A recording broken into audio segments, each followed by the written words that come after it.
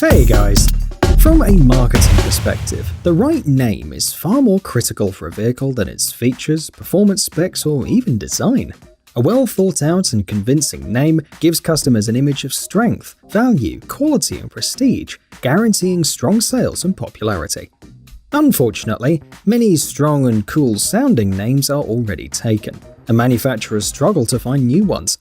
Finding appropriate names in other languages is often the best way to provide the vehicle with a cool sounding name. There is always, however, a significant risk that what sounds perfect in one language may be very offensive in another.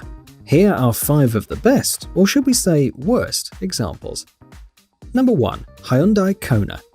There is nothing offensive about the Hyundai Kona. It's a simple and popular compact SUV with decent features, dynamics, and price. It also comes as an electric version for those who want to be especially kind to the environment. So why is it featured on our list?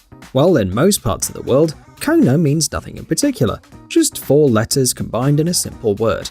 However, in Portugal, Brazil, and the rest of the Portuguese-speaking countries, Kona is a derogative and very offensive term describing a particular part of the female anatomy.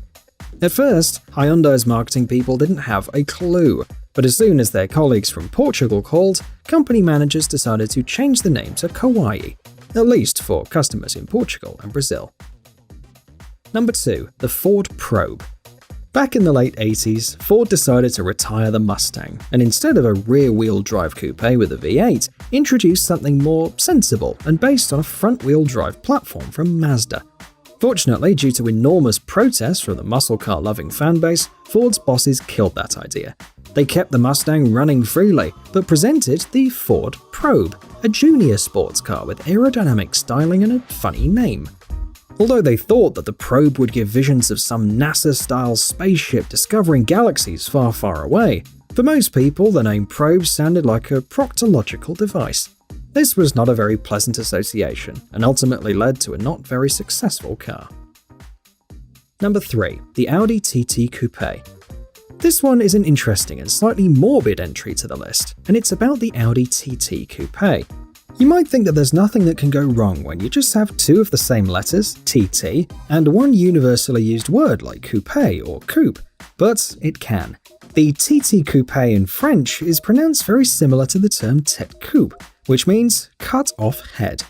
We even think that there's a strange connection between the guillotine from French history and a sports coupe from Germany, since both chop heads. Number 4. Gaylord Gladiator. Now here is a real treat for people looking for unusual cars, names, and automotive obscurities. No, we didn't make this up, and there really was a car named the Gaylord Gladiator. Introduced in the 50s by 2 wealthy brothers and named after their hometown of Gaylord, Michigan, the Gladiator was a fast and luxurious sports car. Back in those days, the word gay only meant joyful or carefree. However, the primary meaning of this term has significantly changed over the years. The Gaylord Gladiator wasn't a successful project, no surprise.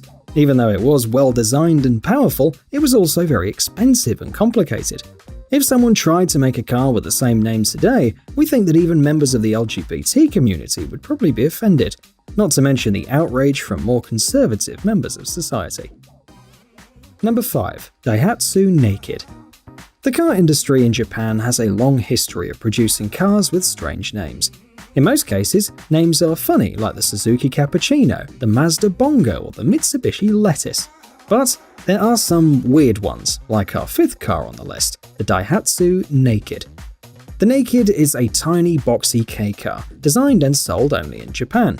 It has a microscopic 3-cylinder engine with just 658 ccm and up to 63 horsepower. It's perfect for narrow Tokyo streets, enormous traffic jams in Japan, and small parking spaces. However, there is the name, Naked. We still can't quite figure out, should you drive naked, or do you feel naked when you're driving this Daihatsu? We don't know.